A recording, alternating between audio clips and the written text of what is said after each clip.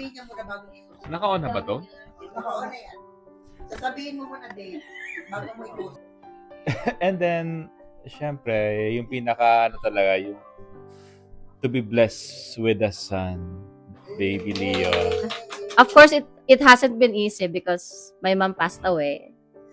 But I'm thankful for the capacity to face each day. Grateful and thankful for the gift of friendship. Peace, growth, and So life. I'm thankful and grateful for this year because I got my driver's license.